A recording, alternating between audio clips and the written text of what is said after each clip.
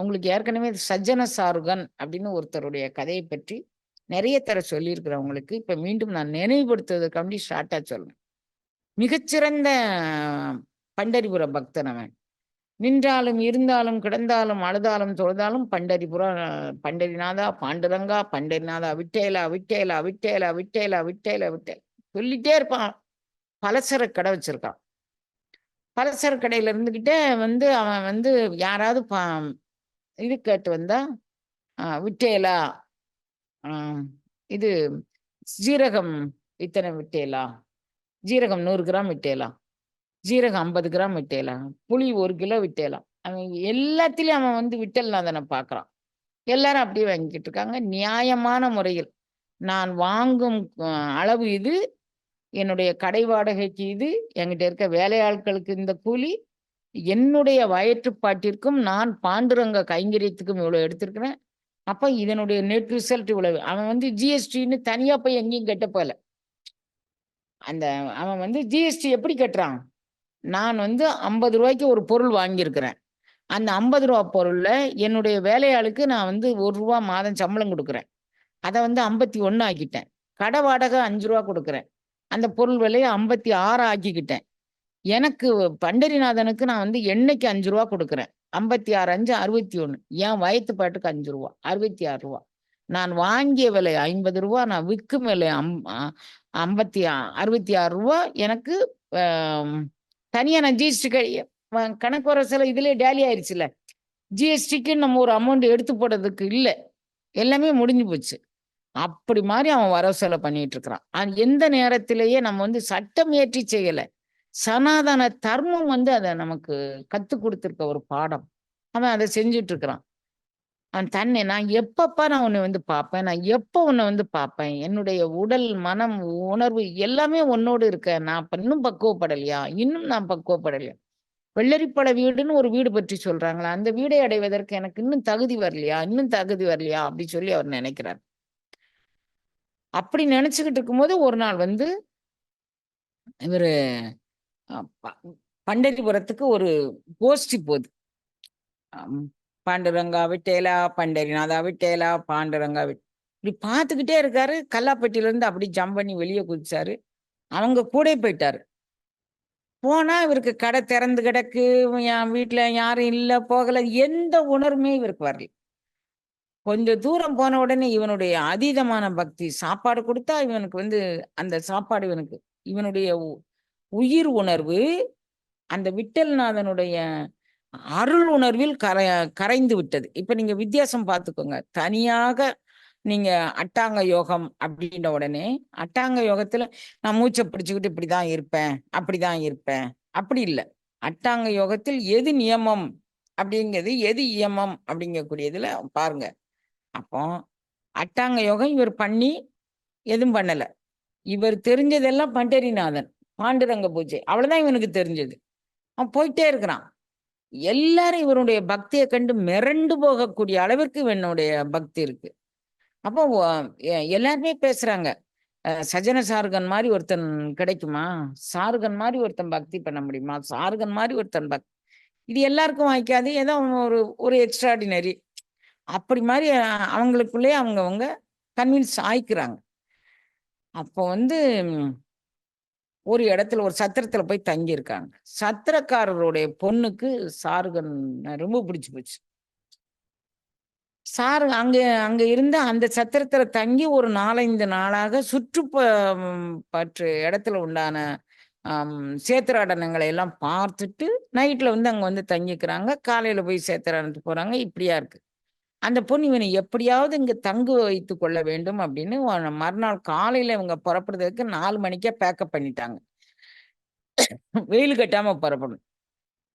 நான் உன்னை ரொம்ப விரும்புதேன், நீ கல்யாணம் கட்டிக்கோ அப்படின்னு சொல்லிச்சு அந்த பொண்ணு. இல்லப்பா, எனக்கு அதெல்லாம் என்னன்னு தெரியாதுப்பா, நான் பண்டரிநாதனை பார்க்க போறேன், தயவு செய்து என் பயணத்துக்கு நீ இடையூறு பண்ணாத அப்படின்னு சொன்னேன். இல்ல இல்ல, நான் உன்னை பார்க்க போறேன் அப்படின்னு சொன்னோடனே, நான் உன்னை விட மாட்டேன் அப்படின்னு சொன்னோடனே, இவன் சொல்ல அது சொல்ல கொஞ்சம் பேச்சுவார்த்தை முற்றி இவங்க என் கையை பிடிச்சு விட்டான் அப்படின்னு சொல்லிடுச்சு. அப்பனா ஊர்க்காரங்க எல்லாரும் சேர்ந்து இவனை கல்யாணம் கட்டி வச்சிருவாங்கன்னு அந்த பிள்ளைக்கு ஒரு நினைப்பு. அந்த பிள்ளை அது மாதிரி சொல்லிடுச்சு. இவன் கூட யாத்திரைக்கு வந்தவங்க, அந்த யாத்திரையில அந்த ஹால்ல வந்து தங்கி இருந்தவங்க, அந்த ரூம்ல ஏற்கனவே வந்து யாத்திரையாளர்களுக்குன்னே நீங்க வடநாட்டு யாத்திரை போனா நிறைய சத்திரம் கட்டி போட்டிருக்காங்க. அதுல வந்து நம்ம ஊருக்காரங்க போய் தங்கலாம், அடுத்த ஊர்க்காரங்க போய் தங்கலாம். அது ரூமா நமக்கு அலாட் பண்ணிடுறாங்க. இந்த ஊர்க்காரங்க இங்க 40 பேர் தங்கிக்கலாம், அந்த ஊர்க்காரங்க அங்கன. ஒட்டுமொத்த பேரும் இவனை பாராட்டுனாங்க. இது மாதிரி ஒரு பக்தியான ஆள் உண்டான்னு. ஒட்டுமொத்த பேரை சேர்ந்து இவனை அடிச்சு துவைச்சு எடுத்துட்டான். அது மட்டுமில்ல, இவன் கையும் வெட்டிட்டான். இந்த கைதான பிடிச்சு இழுத்துச்சு பொம்பளைய. இவனுக்கு ஒண்ணுமே ஓடல. என்ன இத்தனை பேர் சேர்ந்து அவனை அடிக்கும் போது அவன் என்ன பண்ணுவான்? அவனுக்கு எதுவும் தோணல. அப்படியே உட்காந்துட்டே இருக்கிறான். அப்புறம் அவங்க எல்லாரும் இவனை விட்டுட்டு போயிட்டாங்க. இவனுக்கோ பாதை தெரியாது, கையோ வெட்டுப்பட்டிருக்கு. இவன் இதெல்லாம் பார்க்கல. பாண்டுரங்கா, நான் எங்கோ ஒரு இடத்தில் எந்த பிறவியிலோ இடறி இருக்கிறேன். அது வந்து எனக்கு இந்த பிறவில. ஆனா இந்த பிறவில நான் உன்னை பார்க்காம சாக மாட்டேங்கன்னு. அது மட்டும் உறுதி. நீ வந்து நான் வந்து என்ன செஞ்சிருந்தாலும் அவ எல்லா அருளாளர்களும் அப்படிதாங்க என்ன பாடுறாங்க. இடரினும் தளரினும் எனதொரு நோய் தொடரினும் உன் கடல் முடிவே நல்லேன்.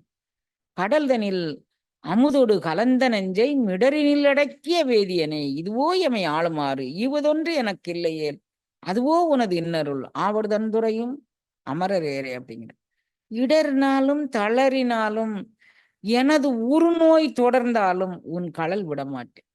எங்க என்ன நடந்தானாலும் நான் உன்னுடைய திருவடி பேர தவிர வேற ஒண்ணு நினைக்க மாட்டேன்.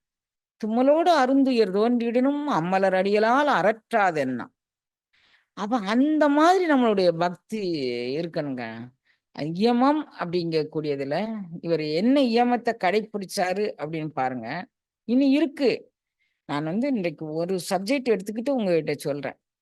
அப்ப இவ வந்து நேர இந்த போனவங்க அடிச்சுவடை பின்பற்றி மெதுவா எல்லாருக்கும் ஒட்டுக்க அவங்க கையில வேதனை, கை வெட்டுப்பட்டாச்சு, கையில வேதனை. யாரோ ஒரு காட்டுவாசி வந்து கையில ஒரு துண்டை வச்சு கட்டி ஒரு ஃபர்ஸ்ட் எய்ட் பண்ணி விட்டான். அதோடு இவர் அந்த அந்த மூலிகையோடு இவர் போய்கிட்டே இருக்கிறார். சாப்பிடல, தூங்கல, மன உளைச்சல் கடினமா ஆயிருச்சு. நான் எந்த பிறவியில் யாருக்கு என்ன பண்ணனேன்னு எனக்கு சொல்லிறேன்.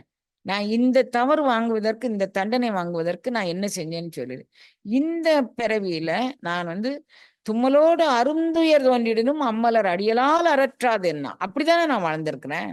இப்ப ஏன் எனக்கு இது வந்துச்சு? இப்ப ஏன் எனக்கு வேற பற்று எனக்கு இல்லை, உன் பாதமே பற்றினேன். அப்படி இருக்கும்போது எனக்கு ஏன் அது வந்துச்சு? அப்படி அவர் நினைச்சிட்டே போயிட்டு இருக்கிறார். ஒரு காலகட்டத்துல அதுக்கு மேல அவரால போக முடியல. ஒரு திரட்டுல அப்படியே மயக்கம் போட்டு படுத்துட்டார். இந்த பண்டரிபுர கோஷ்டி போனவங்க எல்லாரும் அந்த சத்திரத்துல தங்கி இருந்தாங்கல்ல, அவங்க கோஷ்டி எல்லாம் போயிருச்சு. 10 ஊர் 20 ஊரை சேர்ந்தவங்க எல்லாரும் போய் சேர்ந்துட்டாங்க பண்டரிநாதன் தரிசிக்குது. பண்டரிநாதன் எல்லாரும் போய் சஜ்ஜன சார்கன் காலில் விழுந்து மேல தாளத்தோடு அவனை டோலியில வச்சு தூக்கிட்டுவாங்க. அவன் வந்த பிறகு பூஜை நடத்தினா போதும், இடையில பூஜை நடத்த வேண்டாம் அப்படின்ட்டார். உடனே அவன் வந்து அவனை வந்து கூப்பிட வந்திருக்கிறாங்க. அவன் பக்கத்துல மேல தாளம் எல்லாம் கேக்கு. அவன் கண்ணை திறந்து பார்க்கான். பாண்டுரங்கா, நான் கனவு காண்றேனாப்பா, உன்னுடைய பூஜையை தரிசிக்க வரல அப்படிங்கிறதுக்காக வேண்டி அந்த சத்தம் இங்கேயே கொண்டுட்டு வந்துட்டியாப்பா, நீ அந்த சத்தத்தை இங்கேயே கொண்டாந்துட்டியாப்பா அப்படி சொல்லி அவன் கேட்டுட்டு மெதுவா எந்திரிச்சு உட்காரான். அவனால எழுந்திரிச்சே உட்கார முடியல. சாப்பிடாதது, தூக்கம் இல்லாதது, அவனுடைய உடல்ல இருந்து இந்த ரத்தங்கள் வடிஞ்சு போனது எல்லாமாக சேர்ந்து ஒரு அரை மயக்க நிலையில இருக்கிறான். இவங்க எல்லாரும் வந்து அவனை தூக்கி டோலியில வச்சு நேர பண்டரிபுரத்துக்கு தூக்கிட்டு போனாங்க. பண்டரிபுரம் வந்து, குழந்தை வந்தியா? குழந்தை என் தங்கம், நீ வந்தியாடா தங்கம். அந்த நேரத்துக்கு பிறகு பேரலவனை கும்பிட போனேன். இங்க இடையில என் கையை வெட்டிட்டான், காலை வெட்டிட்டான். நான் கனவுல கூட நான் இது செய்யலை. இப்ப எல்லாரும் நம்ம என்ன, நான் யாருக்கு என்ன செஞ்சேன், நான் யாருக்கு என்ன செஞ்சேன் எல்லாரும் கேட்குறாங்க. எனக்கு யாரு ஒரு டிபி பேஷண்ட் என்கிட்ட ட்ரீட்மெண்ட்டுக்கு வந்தாரு. நான் கடவுளை கும்பிட மாட்டேன். சரிங்க, அது உங்க இஷ்டம். நான் கடவுளுக்கு என்ன நஷ்டம், நமக்கு என்ன நஷ்டம்? சரிங்க, நான் என்ன சொன்னேன், சரிங்க நீங்க கடவுளை கும்பிடணும். அது என்ன, நான் கடவுளை கும்பிட மாட்டேங்க, நீங்க சரின்னு சொல்லுவீங்க. அந்த கடவுள் இல்லவே இல்லை. சரிங்க, கடவுள் இல்லை. சரிங்க. நீங்க ஏன் கடவுள கும்பிடுறீங்க? இது என்னங்க இது? என்னுடைய ரொம்ப எக்ஸென்ட்ரிக்கா நடந்துட்டாரு என்கிட்ட. அப்புறம் என்னய்யா உங்களுக்கு என்னய்யா பிரச்சனை? எனக்கு டிபி ஏன் வந்துச்சு? அப்படி கேட்கிறாரு அவரு. அப்போ இயமம் நியமங்கள்ல உனக்கு உற்ற நோய் நோன்றல் உயிர்க்கு உறுகன் செய்யாமை அற்றே தவத்திற்கு உறுனார்லாம். உனக்கு வந்த நோய் உன் வினையினால தான் வந்ததுங்கக்கூடிய அறிவு வரல உனக்கு. அதை பொறுமையா கடைப்பிடிச்சு அதுல சகிப்புத்தன்மையோடு வாழத் தெரியல. நீ கடவுள நம்புனா தான் என்ன, நம்பாட்டி தான் என்ன? கடவுளுக்கு என்ன நஷ்டம்? இயற்கைக்கு என்ன நஷ்டம்? நான் கொஞ்சம் பொறுமையா இருந்து அவருக்கு கொஞ்சம் ஆத்தி போத்தி மருந்து குடுத்து போச்சுன்னு வச்சுக்கலாம். இப்படியெல்லாம் வந்து சண்டை போட்டு தான் பெரிய ம சிறந்த ஒழுக்க சிலர், சிறந்தவங்க அப்படின்னு நம்மட்ட காமிச்சுக்கிறதுக்கு நெறைய பேரு அப்படி மாரி விரும்புறாங்க. அது ஒரு பக்கம் இருக்கட்டும். இப்ப வந்து இவன் வந்து சொன்னான், ம் "வந்துட்டியாடா குழந்த?" அப்படின்னு பூசகர் வந்து கேட்டாரு. உடனே அவன் சொன்னான், "அப்பா நான் உன்னையே தானே இரவும் பகலும் நான் நெனச்சுக்கிட்டு இருந்தேன். எனக்கு ஏன்பா இந்த மாரி ஒழுக்க குறைவுக்கு ஒரு அ பொய் சொன்னேன் அப்படின்னு சொன்னா கூட, அந்த மாரி ஒரு தண்டனை குடுத்தா கூட எனக்கு தெரிஞ்சிருக்காது. களவு செஞ்சேன்னு ஒரு தண்டனை குடுத்தா கூட செஞ்சிருக்காது. ஒழுக்கம் அப்படிங்கிறது ஒழுக்கம் விழுப்பம் தரலால் ஒழுக்கம் உயிரினும் ஓம்பப்படும். ஒழுக்கத்தில எனக்கு வந்து பங்கம் வந்துருச்சேப்பா! எனக்கு அத நினைக்கும்போது என்னால ஜீரணிச்சுக்கவே முடியலப்பா" அப்படின்னு "அத விடு குழந்த. இப்ப நான் உனக்கு எந்த அலங்காரத்தில் நான் உனக்கு காட்சி தரணும்? எனக்கு அத சொல்லு" அப்படின்னு.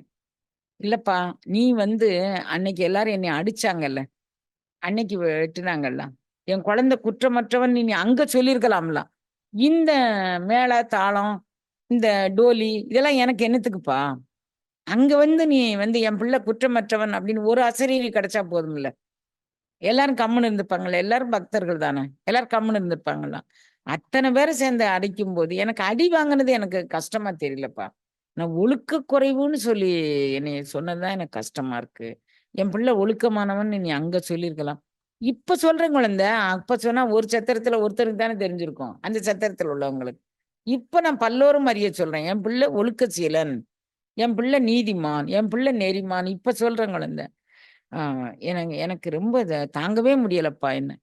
கண்ணே, நீ வந்து இப்போது அட்டாங்க யோகத்தில் உடல் சார்ந்த யோ யோகங்கள் 6யும் கடந்து, நிராதார வெளியில் நீ உன்னுடைய உயிராற்றல் கலக்கப் போகின்றது. எப்படி? உன்னுடைய உயிராற்றல் நிராதார வெளிக்கு போகப் போகுது. "நூல் ஏணி பற்றி நுய்யேற மாட்டாதார் பலொன்று பற்றி பண்பின் தலைக்கெடுவார்." அப்ப வந்து கோலொன்று பற்றினால் கூடாப் பறவைகள். நீ வந்து பக்தி பண்ணுன, பாண்டுரங்கன துதி பண்ணுன, அது கோலில் ஏறி உன்னுடைய வீணாதண்டில் கோல்னா என்னது?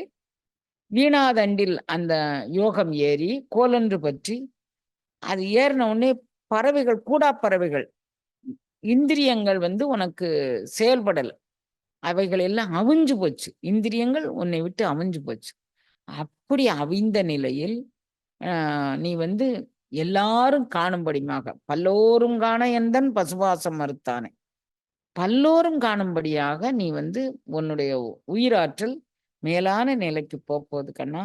அதனால நீ வந்து இப்போ இங்கே கூட்டிட்டு வந்து உனக்கு இத செஞ்சேன். அது சரிப்பா. நான் ஒழுக்கமானவன்னு நீ வந்து எல்லார் முன்னாலயும் சொன்ன. எனக்கு ஏன் இந்த தண்டனை? ஒழுக்கமானவன்னு சொல்லிட்ட. ரைட்டு. அப்போ ஏதாவதுன்னா, உன் கையால நீ தண்டிச்சிருக்கலாமே கண்ணு. ஊரார் அத்தன பேரையும் விட்டு எனக்கு அ அடிக்க வச்சுட்டியேப்பா! நீ என்னுடைய வினை, என்னுடைய விதி நான் அனுபவிக்க தான் வேண்டியது இருக்கு. விட்டுறலாம். நீ குடுத்துருக்கலாமே கண்ணு. நீ இந்த விதியை, இந்த வினையை நீ எனக்கு குடுத்துருக்கலாமே! ஏன் இந்த ஊர்ல உள்ளவங்கள விட்டு எனக்கு நீ அடிக்க சொன்ன? அப்டி சொல்லி கேட்கிறாரு. அவர் கேட்கிறது நியாயம் தானே! நான் என்னதான் தப்பு செஞ்சிருந்தாலும் நீ அடிச்சிருக்கலாமே அத. அப்டி. அப்ப அவன் சொன்னான், "இல்லப்பா, பசுவதை வந்து மிக கொடூரமானது. பசுவதை மிக கொடூரமானது. ஒரு பசு வந்து ம் உன்கிட்ட அடைக்கலமாக வந்தது. இந்த பிறவியில் அல்ல, கடந்த பிறவியில். அப்ப அந்த பசு வந்து உன்னை பரிதாபமாக பார்த்தது. பின்னால வந்து அ உன் வீட்டுக்கு பின்னாலே ஓடி வந்து அதை கொல்ல வரான் ஒருத்தன். அது உன் வீட்டுக்கு பின்னால ஓடி போய் ஒளிஞ்சுது.